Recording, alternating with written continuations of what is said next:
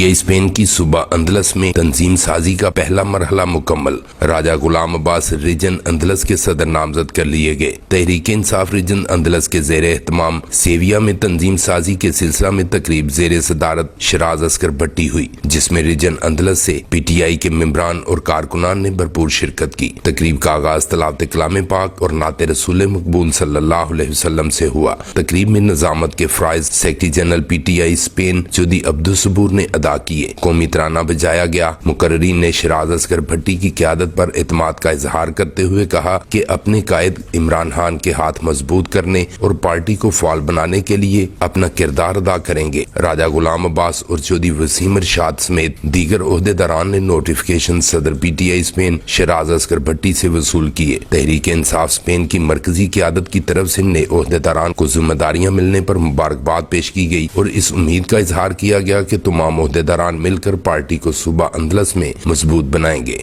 Mumtaz Sohtra, BB1 news, Barcelona.